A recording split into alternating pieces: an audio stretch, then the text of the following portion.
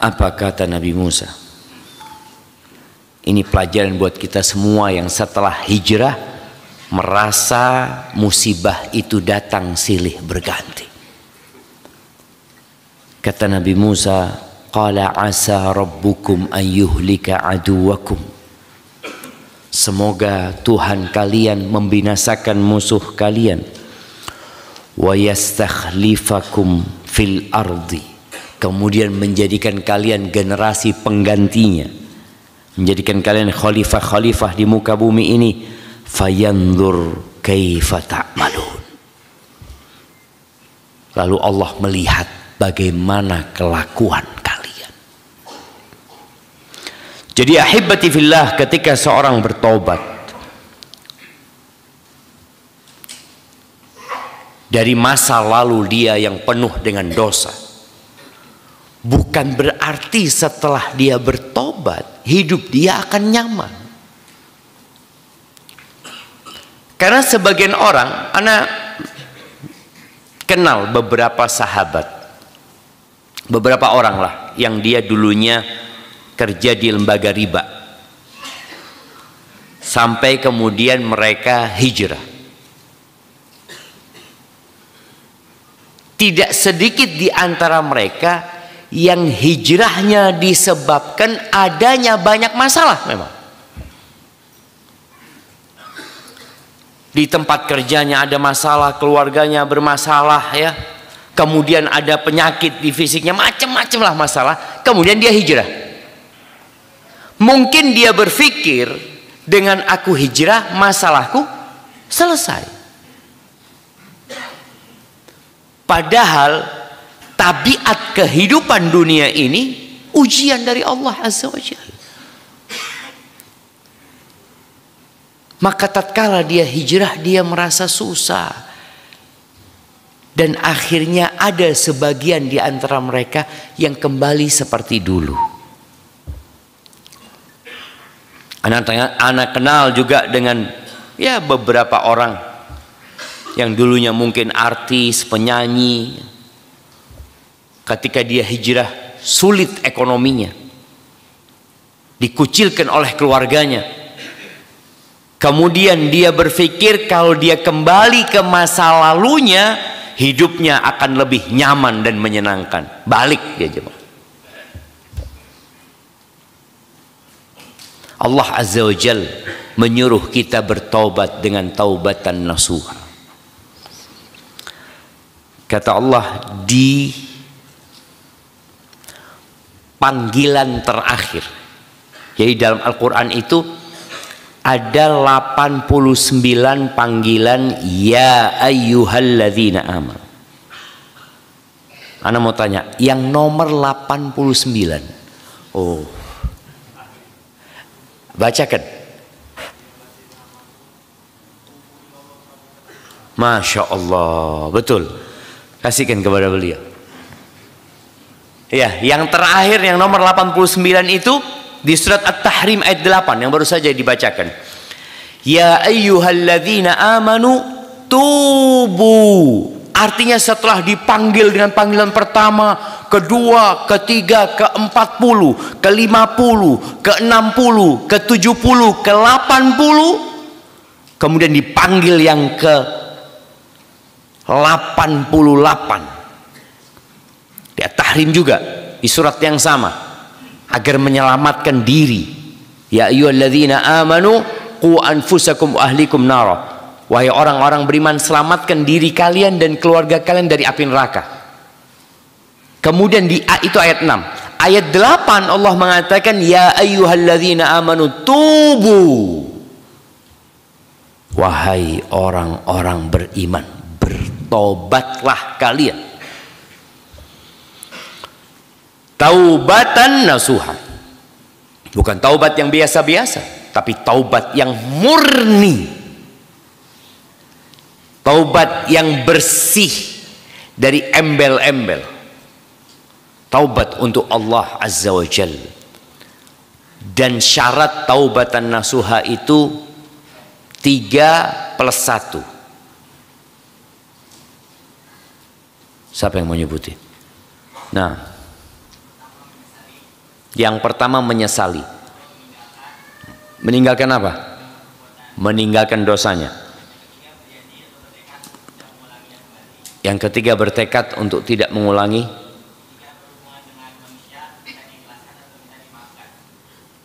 Yang berhubungan dengan manusia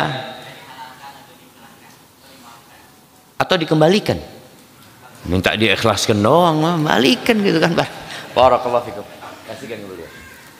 Nah, iya, syaratnya 3+1 dan ada beberapa tambahan lainnya sebenarnya. Yang pertama adalah menyesali. Dan insya Allah teman-teman yang hijrah itu sudah menyesali dosa-dosa dia. Bahkan kalau dia mungkin mengenang dosa-dosanya, dia benar-benar takut. Yang kedua, dia meninggalkan.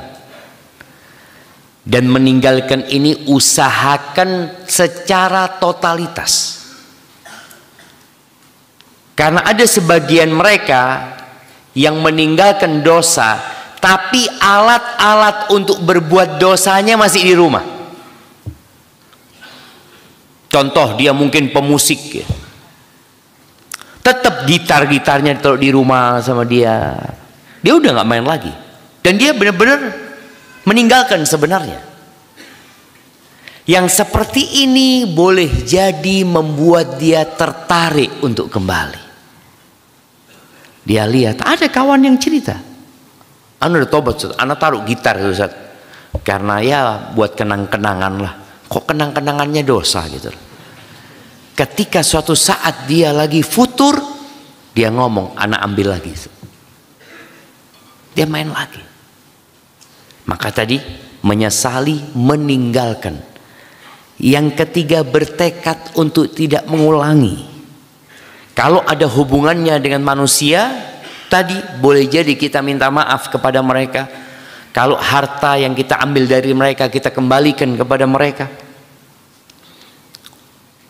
Dan memperbanyak istighfar serta amal soleh. Memperbanyak istighfar. Jadi buat teman-teman yang hijrah kemudian hidupnya susah, coba dilihat berapa kali kok istighfar dalam sehari. Rasulullah Sallallahu Alaihi Wasallam dalam sehari beliau lebih dari 70 kali beristighfar. 70 kali ini berarti banyak istighfarnya beliau. Sekali duduk saja, sekali duduk, Nabi SAW mengatakan, Rabbighfirli wa tub alayya innaka antat tawwabur rahim, 100 kali. Antum berapa kali? Kita tuh kadang-kala baru istighfar kalau susah. Kalau sudah mulai agak susah, Rabbighfirli wa tub alayya innaka antat tawwabur rahim, baru kita menghitung. Nabi itu maksum. Nabi itu dosanya sudah diampuni yang lalu dan yang akan datang. Tapi istighfarnya seperti itu. Bagaimana dengan kita seharusnya? Maka buat teman-teman yang merasa susah, boleh jadi karena istighfarnya kurang antum. Allah berjanji buat orang-orang yang istighfar. Faqultu astaghfiru rabbakum innahu kana ghaffara yursilis samaa 'alaikum midrara wa yumdidkum bi amwalin wa banin wa yaj'al lakum jannatin wa yaj'al lakum anhar. Nabi Nuh ketika berkata kepada kaumnya, kalian mohonlah ampun kepada Allah Azza wa Jalla. Allah itu Maha Pengampun. Allah akan kirimkan buat kalian air hujan yang deras. Allah akan berikan kepada kalian harta, anak-anak, dan kebun-kebun serta sungai-sungai. Jadi kita memang istighfarnya kurang. Kita hanya merasa, Anda sudah tobat, Anda sudah. Lalu pertanyaan, apa ini karena dosa-dosa Anda yang lalu, Ustaz? Ada pikiran dia cuma berbuat dosa yang lalu. Sekarang udah enggak. Enggak sama. Kita terus berbuat dosa. Maka tadi perbanyak istighfar. Sehari minimal 100 kali. Kalau mau ikut Nabi SAW. Itu yang di luar istighfar waktu sholat. Kita istighfar. Ketika ruku, kita membaca subhanakallahumma bihamdika Allahumma gfirli, minta ampun. Sujud kita juga Allahumma gfirli. Kemudian ketika duduk di antara dua sujud, kita juga mengatakan Rabbighfirli warhamni. Di luar itu jemaah, ada istighfar di luar sholat. Di luar yang setelah sholat 3 kali. Di luar yang kita baca pagi dan petang sayyidul istighfar, tambahkan istighfar kita. Ketika seorang hijrah, janjinya Allah itu asa rabbukum ayyukaffira ankum sayyiatikum. Semoga Allah mengampuni dosa-dosa dan kesalahan, menghapuskan kesalahan-kesalahan kalian. Wa yudkhilkum jannatin tajri min tahtihal anhar, dan memasukkan kalian ke surga-surga yang mengalir di bawahnya sungai-sungai. Jadi boleh jadi pahala tobat antum, pahala istighfar antum yang tadi kita bacakan ayatnya, itu nggak di dunia. Sebagaimana kita tahu banyak nabi yang hidupnya susah, rumahnya tidak indah, ekonominya nggak seperti yang diharapkan, tapi Allah tidak pernah ingkar janji. Jadi memang orang itu harus berbaik sangka kepada Allah Azza wa Jalla. Ahibati fillah, boleh jadi masalah yang semakin banyak setelah antum hijrah itu untuk menguji keseriusan antum hijrah.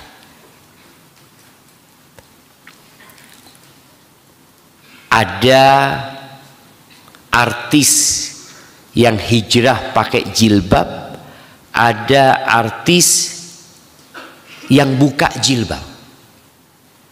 Kita melihat, kenapa yang ini pakai jilbab, kenapa yang ini buka jilbab? Siapa yang mau jawab? Nah, kenapa yang ini pakai jilbab, yang ini buka jilbab? Nah, fadhal.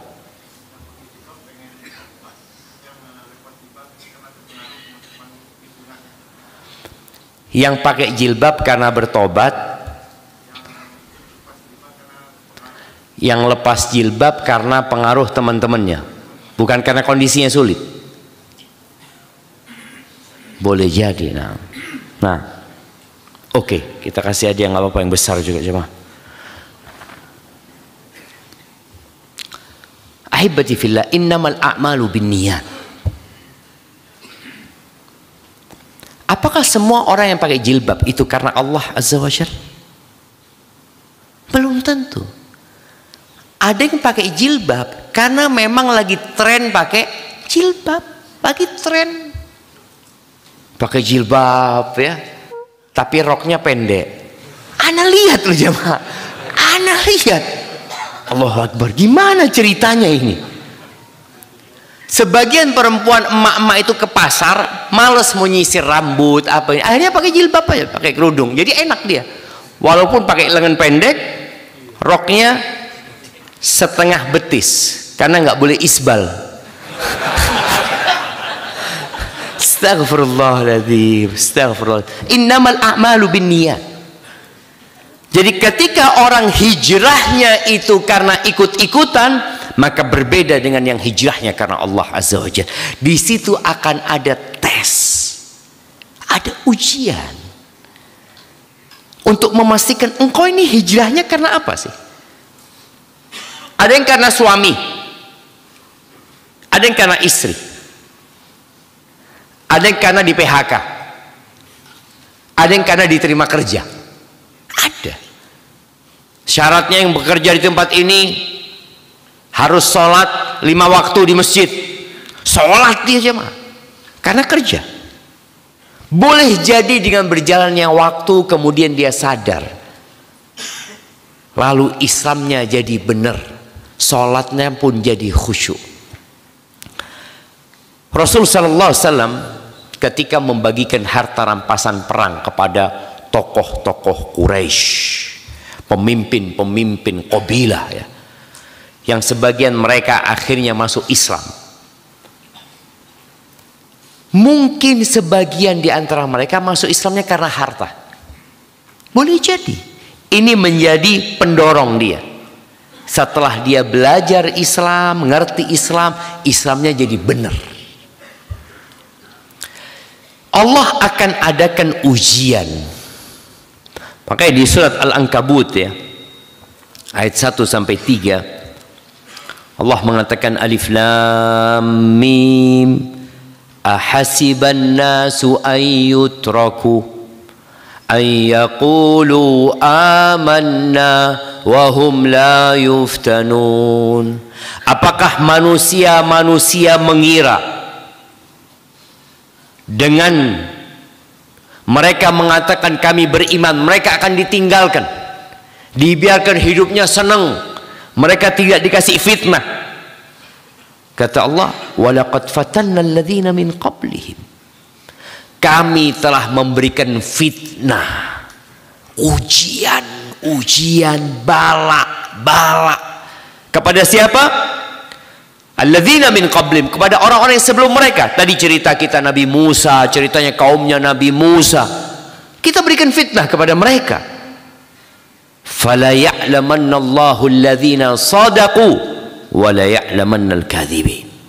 Sehingga nampak siapa yang benar-benar beriman, siapa yang benar-benar bertaubat, siapa yang benar-benar hijrah karena Allah Azza wa Jalla, dan siapa yang pura-pura. Orang munafik di kota Madinah itu satu saf sama Abu Bakar, satu saf sama Umar bin Khattab. Ya nggak ketahuan jemaah. Ketika ada kewajiban jihad fi sabilillah, mereka mundur, nggak satu saf lagi. Itulah bala dan ujian. Ketika perang Uhud, jumlah pasukan Nabi SAW 1000, mundur 300, nggak main-main jemaah. Yang mundur 30%. Padahal mereka sholatnya satu saf sama Abu Bakar, sama Umar, sama sahabat-sahabat yang lain. Kapan terlihat kebenarannya? Di ujian. Kalau semua antum yang ada di sini, atau semua istri antum yang punya istri, pakai gelang emas, warnanya apa? Ya emas, kuning. Kapan ketahuan yang imitasi dengan yang asli? Ketika dipakai di tangan mereka kelihatannya semuanya asli. Kapan akan ketahuan? Ketika dijual mungkin, ketika bawa ke toko, atau ketika dimasak, dipanasin, maka akan terpisah. Ya seperti itu ujian datang. Makanya kita melihat ada orang-orang yang datang ke masjid, ya setelah hijrah, lama-kelamaan dia menghilang. Kemana fulan? Wallahu a'lam. Kayaknya sudah kembali ke kawan-kawannya tadi disebutkan. Maka tadi Allah adakan ujian untuk menguji isi hati. Kalau fisiknya, lisannya udah hijrah, udah kelihatan, Masya Allah, lebih dari ustadz udah penampilannya. Kalau datang ke masjid sama jamaah langsung disuruh jadi imam, fadal. Kenapa? Karena kelihatan paling soleh kayaknya seperti itu. Padahal baca Al-Fatihah belum benar. Ada orang yang hijrahnya masih luarnya doang. Maka seharusnya orang itu belajar. Oke, boleh jadi engkau hijrah karena kawan-kawan, boleh jadi engkau hijrah karena ada masalah kemudian engkau hijrah. Maka jangan berhenti menuntut ilmu. dalam rangka menguatkan iman, sehingga tatkala datang bala silih berganti, antum bisa menghadapi, bukan kabur dari masalah, tapi menghadapi itu masalah. Maka akan nampak dengan ujian itu siapa yang benar-benar beriman dan siapa yang pura-pura beriman. Dan ada manusia yang beribadah kepada Allah ala harf. Kata Allah di surat Al-Hajj ayat 11. Di surat Al-Hajj ayat 11 Allah mengatakan wa minan nas may ya'budullaha ala harf. Ada di antara manusia yang menyembah Allah itu di pinggiran.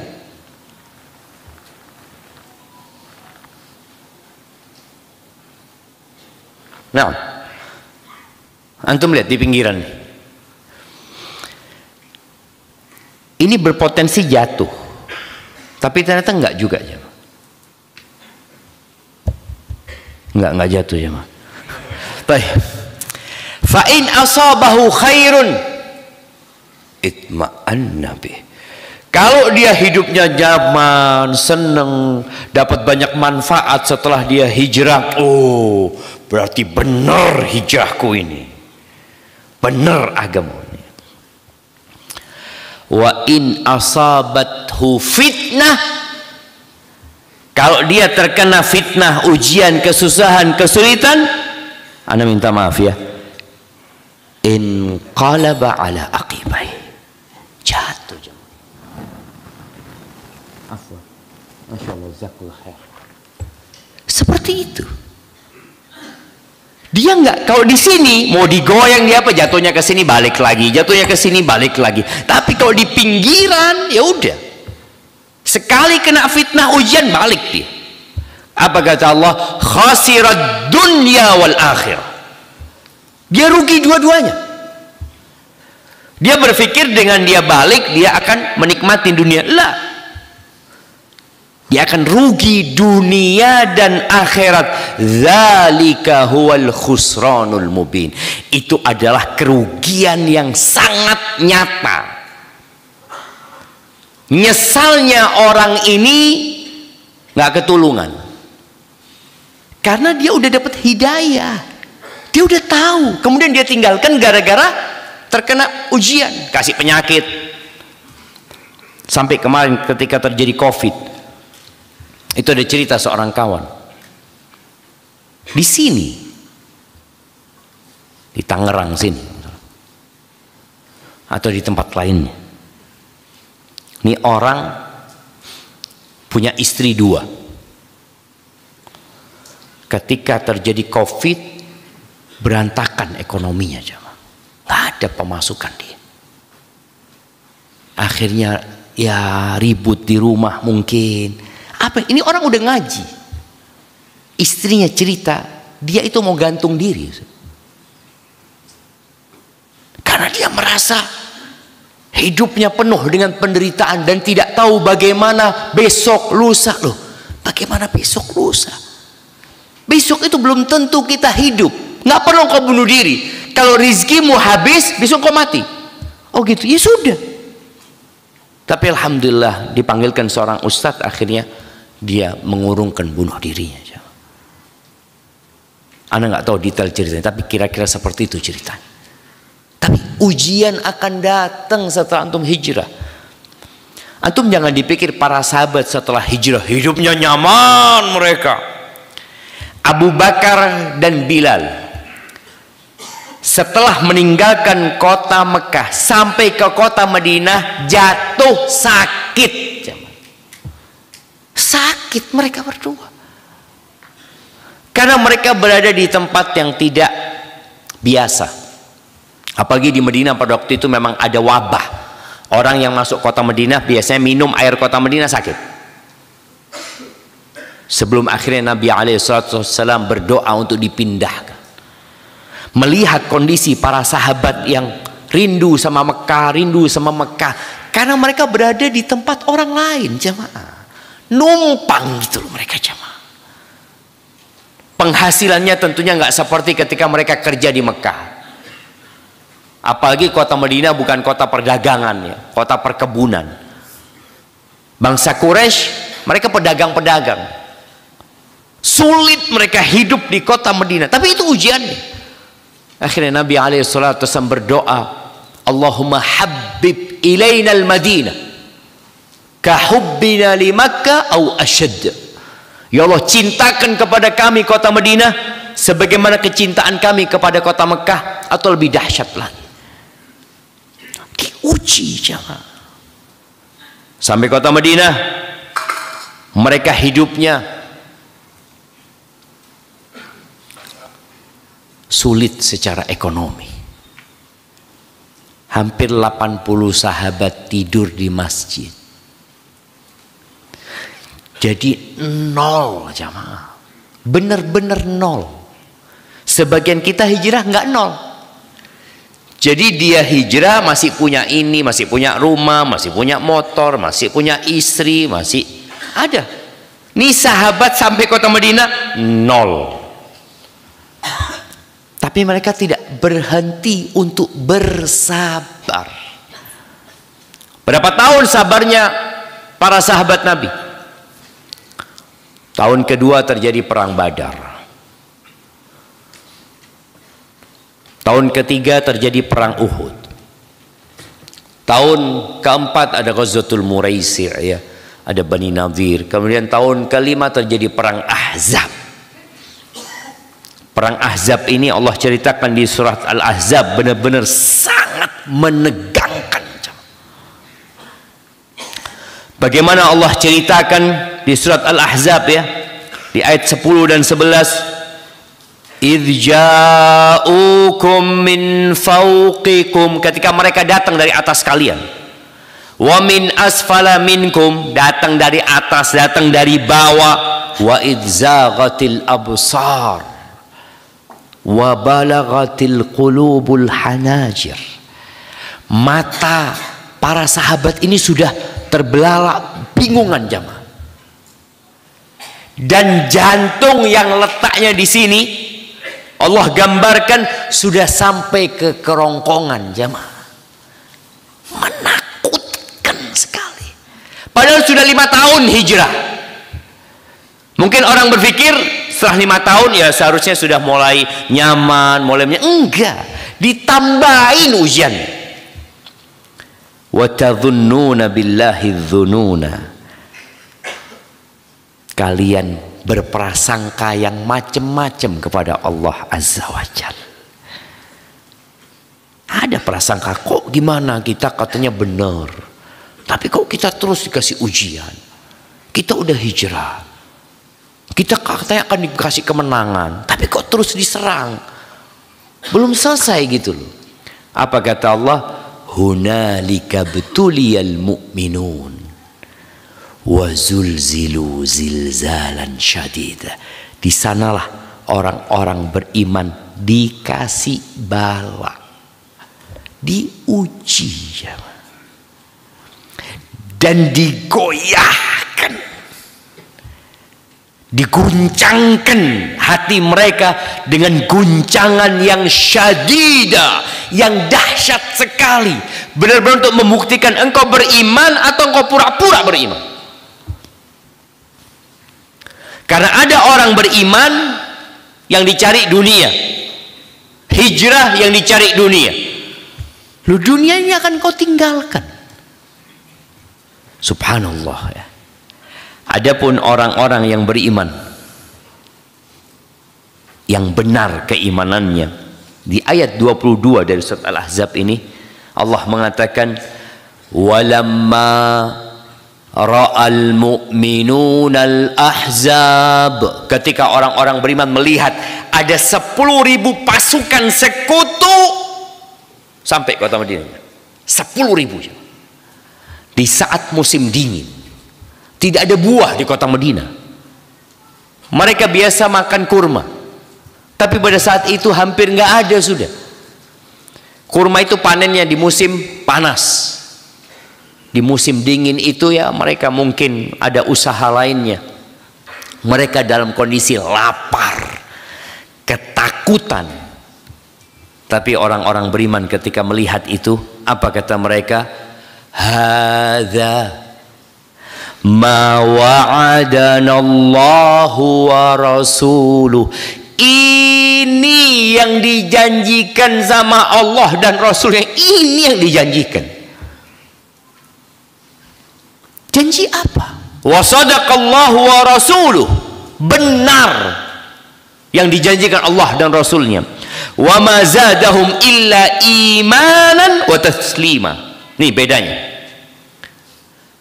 Dan fitnah, ujian, bala yang datang tidak menambahkan kepada mereka kecuali iman dan keislaman mereka.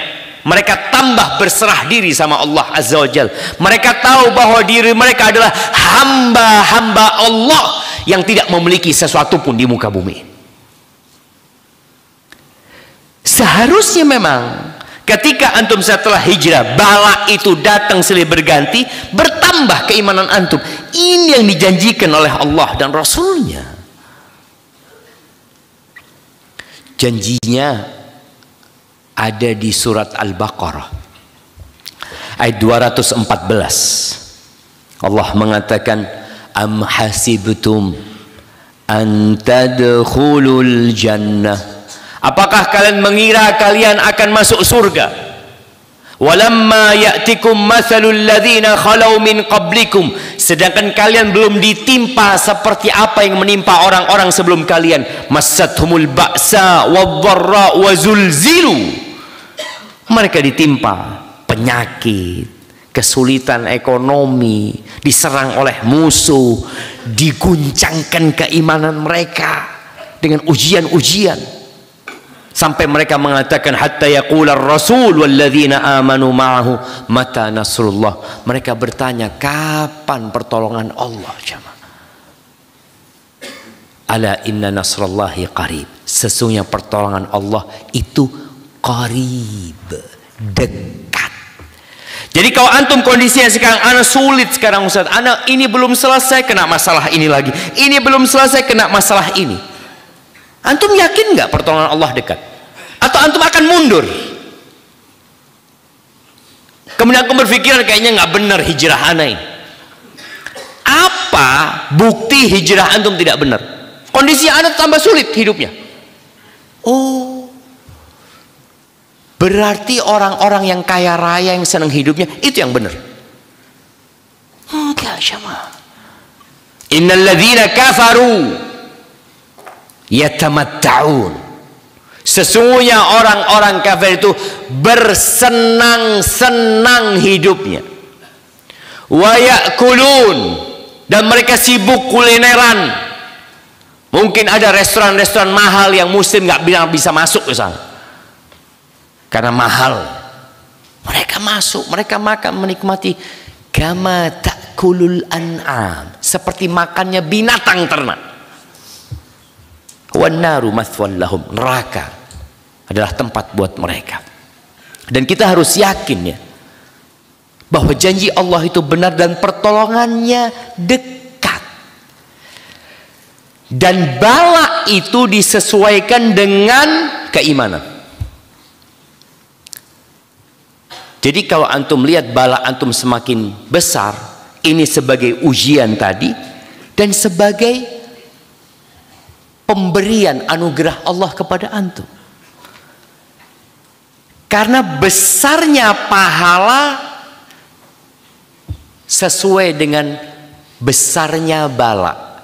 Apakah sama yang jempol kakinya kena cantengan? Tahu cantengan? Ya, cantengan, sama bahasa kita ya. Cantengan dengan orang yang diamputasi jempolnya, nggak sama loh siapa. Makanya orang-orang nanti pada hari kiamat yang hidupnya senang, ini muslim yang balaknya sedikit ya, dengan muslim yang balaknya banyak, ingin mereka itu yang balaknya sedikit digunting-gunting kulit mereka jemaah, karena melihat betapa besarnya pahala yang diberikan kepada mereka.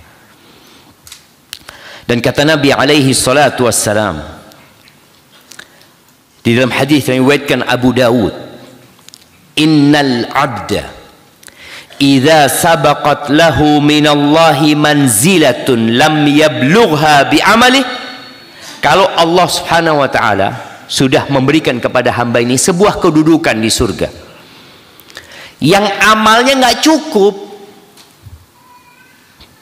untuk sampai ke tempat itu, nggak cukup, karena memang ingat, masuk surga itu dengan rahmat Allah Azza wa Jal. Sedangkan pembagian derajat di surga itu amal menjadi tolok ukur. Salah satunya yang utama adalah tadi rahmat Allah Azza wa Jal. Allah mengatakan walikullin darajatun mimma amilu. Untuk semua itu ada derajat-derajat sesuai dengan amalan mereka. Nih hamba, Allah sudah tetapkan ada tempat yang tinggi buat dia di surga, tapi amalnya nggak nyampe sana. Lalu Allah kasih karunia. Karunianya tidak menyenangkan. Ibtalahu Allah fi jasadihi au fi malihi au fi waladihi. Allah akan kasih balak dia di tubuhnya, sakit, atau di hartanya, berantakan, bangkrut, atau di anaknya, entah anaknya mungkin durhaka atau gimana, atau anaknya juga sakit. Tidak sedikit orang-orang mungkin yang anaknya berkebutuhan khusus. Itu balak loh buat orang tuanya. Tapi boleh jadi dia berbaik sangka, mungkin Allah sudah sediakan tempat. Nah, thumma sabbarahu ala dhalik. Kemudian setelah dikasih bala, Allah kasih nikmat namanya sabar. Allah bikin dia bersabar menghadapi semua itu hatta yuballighahul manzilata allati sabaqat lahu minallah. Akhirnya dia bisa sampai ke derajat itu, jemaah. Jadi ketika antum hijrah bala itu datang silih berganti, boleh jadi karena yang tadi sudah kita bahas, atau karena ada masalah dengan tobatmu. Tobatmu belum murni, mungkin niatnya belum benar, mungkin syarat dan ketentuannya belum terpenuhi. Jamaah, ana lihat sebagian ada yang mulai merem, jamaah. Atau dia mungkin membayangkan, dia nggak tidur, dia membayangkan seperti itu. Baik, antum sudah kenal nggak kanan kiri antum? Belum juga kan? Setiap kajian ustadz harus kenal-kenal. Nah, antum yang pakai baju abu-abu ya, mana? Pakai topi putih? Iya. Kenal sama yang kanan antum? Enggak kan? Iya. Nafsi-nafsi enggak usah. Nafsi-nafsi. Ayo kenalan dulu antum jemaah. Baru kita lanjutkan. Aduh, waktu anda tinggal 7 menit ini jemaah. Ada pertanyaan?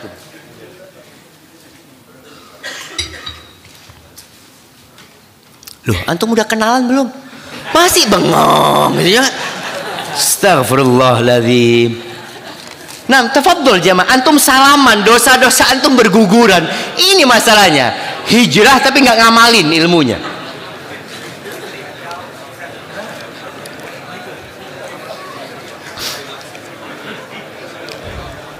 Ya Allah jemaah, assalamualaikum, yang kanan tanya namanya siapa. Masa harus dibimbing sama ustadznya? Ayo salam kanan, ayo kiri. Itu anak TK. Allahumma salli wa sallim ala Muhammad. Baik, nanti lanjutkan habis kajian. Tadi boleh jadi ada masalah dengan tobatnya yang belum sempurna, atau nggak ada hubungannya, jemaah. Boleh jadi ada sebab lain yang antum perlu cari tahu. Maka dalam menghadapi hal tersebut, antum perlu merenungkan, mengevaluasi diri antum. Apa penyebabnya? Kalau memang ada sebab yang dari diri antum, ya antum harus selesaikan masalahnya. Kemudian bersabarlah, karena sabar itu indah. Tapi kalau antum membandingkan hidup antum dengan orang lain, antum akan menderita. Lihatlah kepada surga sebagai tempat terakhir buat orang-orang yang sabar. Lalu perbanyak doa, karena tanpa bantuan Allah kita nggak akan bisa melewatin ujian-ujian ini jamaah. Barakallahu fikum. Tukang-tukang sihir Fir'aun ketika mau dibunuh, doa mereka ya minta kesabaran sama Allah Azza wa Jalla, dan semoga dimatikan dalam kondisi Islam. Tapi ini ada pertanyaan. Saya seorang istri dengan 3 orang anak, tapi suami saya tidak pernah menafkahi, padahal dia bekerja, bahkan dia suka main perempuan. Na'udzubillah ya. Terakhir dia menikah lagi tanpa sepengetahuan saya. Saya sudah bertahan selama 25 tahun, tapi saya tidak sanggup lagi Pak Ustadz. Pertanyaan saya, bolehkah saya mengajukan cerai mengingat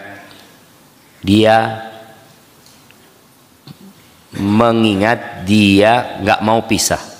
Demikian Pak Ustadz. Terima kasih. Wassalamualaikum WRWB. Warahmatullahi wabarakatuh. Dilengkapin ya. Taib. Iya. Jadi buat yang bertanya, apa yang sudah engkau lakukan selama 25 tahun? Karena ada orang yang mempertahankan pernikahan tapi tidak memperbaiki. Bukan suaminya tambah baik, tapi suaminya tambah jadi. Ketika seorang ingin mempertahankan pernikahannya, sudah melihat gelagat suaminya, tadi suaminya tidak memberikan nafkah, ini sudah masalah jamaah. Karena suami itu jadi pemimpin disebabkan dia memberikan nafkah. Ketika dia tidak memberikan nafkah, itu dosa. Kecuali sang istri meridhokan, jadi nggak dosa, dimaafkan sama istri, karena ini haknya istri. Coba engkau perbaiki dirimu sekarang 25 tahun. Kenapa engkau bertahan sama dia tanpa memperbaiki? Atau enggak, anak sudah memperbaiki, usaha anak rasa sudah cukup. Anak sudah berusaha ya mengajak dia untuk datang kajian, ngajak dia baca Quran bareng ya. Kadangkala anak memberikan khidmat yang lebih kepada suami. Terkadang ada suami yang tidak memberikan nafkah, istrinya ya dia nggak harus melayani suaminya dalam kondisi seperti ini. Tapi kalau dia ingin memperbaiki suaminya, layani suaminya dengan maksimal. Kalau pertanyaan bolehkah pisah? Boleh, siapa? Boleh. Dan ada alasan yang syar'i ketika dia minta pisah. Perkara dia nggak mau pisah, maka di sini ada pengadilan agama di mana dia bisa menggugat cerai di sana. Tapi kalau mau dipertahankan, coba dipertahankan dengan syarat suami boleh jadi tadi meninggalkan dosa-dosa dia. Anda nggak tahu suaminya sholat apa tidak. Biasanya kalau sudah nggak sholat, dosanya ya macam-macam sudah siapa. Tapi kalau suaminya masih sholat dan engkau ingin mempertahankan, silahkan, ada perbaikan. Boleh jadi dengan mediasi nantinya. Barakallahu fikum. Mau tanya Pak Ustadz tentang riba melilit hutang saya. Saya bingung. Antum bingung. Ana juga bingung. Kalau antum utangnya ini sebelum hijrah atau sesudah hijrah? Karena kalau ada orang yang sudah hijrah tetap utang riba. Apalagi dengan adanya pinjol, dia melakukan itu. Pada Allah mengumumkan perang.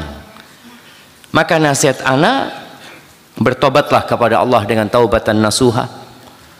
Berkaitan dengan utang-utangnya, antum niatkan untuk melunasi dan perbanyak baca doa, Allahumma kfini bihalalika an haramika wa aghnini bifadlika amman siwak.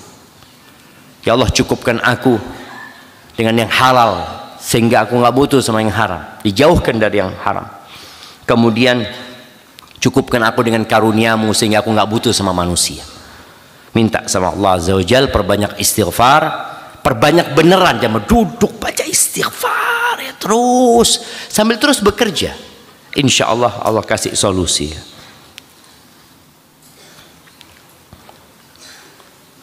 Dengan adanya kemudahan bisa mendengar kajian-kajian secara online, live streaming saat ini bagi wanita, lebih afdol dan utama manakah mendengar kajian di rumah atau datang ke kajian offline di masjid? Jazakallah khair. Tergantung kondisinya jemaah. Ketika perempuan ini ada banyak tugas yang harus dia selesaikan di rumahnya, sehingga kalau dia keluar akan berantakan tugas-tugas dia, maka di rumah aja. Tapi yang serius, di rumah serius ya, duduk benerin, kayak datang ke majelis sudah, pakai abayahnya ini itu. Tapi kalau dengerin kajian di rumah pakai daster, 5 menit merem ya. Jadi yang serius taruh ya, duduk. Karena kan ada perbedaan biasanya di rumah dengan di masjid. Oke, perempuan kan nggak diperintahkan untuk sholat berjamaah di masjid. Artinya ketika dia di rumah dia bisa serius, semoga itu lebih utama buat dia. Tapi kalau nggak bisa Ustaz. Anak kalau di rumah ya udahlah, ngelihat kasur ya sambil tiduran, Ustaznya kan nggak kelihatan. Sambil masak, sambil ini itu, dan bahaya kadang-kala jamaah. Dengar hadisnya separuh-separuh, akhirnya jadi tersesat nantinya. Makanya mungkin datang akan lebih utama. Jadi tergantung kondisinya. Tapi kalau di rumah dia bisa serius, bisa lebih khusyuk dan bisa mendapatkan ilmu, ya tafadhol. Mungkin dia di rumah. Saya mau bertanya Ustaz. Saya umur 54 tahun. Beberapa tahun ke belakang saya ada masalah kesehatan. Begini Ustaz, setiap saya buang air kecil, padahal menurut saya kencingnya sudah habis, dan saya berwudu, dan saya mulai sholat di saat ruku sujud, duduk di antara 2 sujud, kayak terasa ada yang keluar air kencing sedikit. Saya jadi was-was, tak nyaman. Pertanyaannya, apakah sholat saya batal dan mengulangi sholatnya, atau abaikan saja itu cuma godaan syaitan? Ya tergantung. Kalau memang ada, pertama ada waswas dari syaitan, maka abaikan. Yang kedua, memang benar ada yang keluar, maka dia harus wudu. Kecuali kondisi itu yang tidak bisa diselamatkan, artinya selalu keluar. Dia sholat, dia duduk ya, ada yang disebut dalam istilah para ulama fikih itu salisul baul. Jadi air kencing itu keluar nggak berasa sudah jamaah, keluar, atau dia berasa tapi nggak bisa berhenti. Anak kalau ambil wudhu saat sholat lagi ya keluar lagi, sholat lagi ya keluar lagi. Anak duduk, pokoknya kalau melakukan gerakan, tapi kalau duduk aja nggak keluar gitu, tapi melakukan gerakan, maka di sini dia akan jadi ma'fu. Tapi sebelumnya tolong dipastikan apakah memang itu hal yang selalu sehingga tidak bisa dihindarin atau masih bisa dihindari. Kalau hanya was-was ya katakan a'udzubillah minasyaitonir rajim. Ada sahabat yang mengeluh kepada Nabi SAW, dia bunyi perutnya itu jemaah. Oh, dia was-was itu keluar atau tidak ya. Maka kata Nabi SAW, engkau jangan berhenti sholat kecuali engkau mencium bau atau mendengar suara. Kalau memang benar-benar keluar ya mencium keluar gitu loh, harus wudhu lagi gitu. Hadza wallahu a'lam bishawab. Terkait konsep pahala, apakah orang yang memiliki pahala banyak berkolerasi dengan ketenangan hatinya? Boleh jadi. Karena Allah Azza wa Jalla mengatakan alladzina amanu wa lam yalbisu imanahum bidzulmin ulaika lahumul amnu wa hum muhtadun. Kata Allah, orang-orang yang beriman dan tidak mencampur adukkan keimanannya dengan kezaliman, maka mereka adalah orang-orang yang akan mendapatkan ketenangan, keamanan. Para mufassirin menyebutkan sesuai dengan kuatnya imannya, bersihnya dari kezaliman, maka sesuai dengan itu pula ketenangan dan kedamaian yang akan didapat. Artinya ketika antum ada dosa, ketenangan itu berkurang. Dosanya besar, semakin hilang ketenangan. Karena Nabi SAW ketika beliau ditanya tentang dosa, kata beliau, mahaka fi nafsika wa taraddada fi sadrika wa karihta an yattali alaihi nas. Dosa itu sesuatu yang nggak enak di hati, di dadamu, membuat dadamu jadi sempit, dan kau nggak ingin orang lain tahu. Ya udah, nggak ada keamanan buat dia. Maka orang kalau nggak berbuat dosa, dia pegang HP, Mau dilihat siapapun nggak ada masalah, tenang dia. Tapi kalau dia lagi nonton dosa, apa yang terjadi dengan hatinya? Takut dia. Ada CCTV di sana terjadi. Jadi ada kekhawatiran jemaah. Maka sesuai dengan tadi, bagaimana keimanan antum? Kalau semakin jauh dari dosa, semakin tenang. Tapi kita memang pelaku dosa jemaah. Kita tetap akan berbuat dosa. Oleh karena itu, caranya terus beristighfar. Setiap kali ada nokta hitam, istighfar minta ampun, bersih. Nanti ada lagi istighfar lagi, terus seperti itu jemaah. Dan setelah bersih, baju itu kalau sudah bersih diapakan? Dikasih pewangi. Maka setelah bersih, perbanyak zikrullah. Baca subhanallah walhamdulillah wa la ilaha illallah Allahu akbar. Maka sebagian ulama ditanya, lebih utama mana? Bertasbih atau beristighfar? Maka jawabannya, kalau baju itu kotor dicuci, istighfar. Tapi kalau baju itu sudah bersih, ya dikasih pewangi. Tapi gimana baju kita nggak pernah bersih? Ya sudah, terus dicuci, terus kasih pewangi. Terus seperti itu jamaah. Barakallahu fiik jamaah. Ternyata banyak pertanyaannya.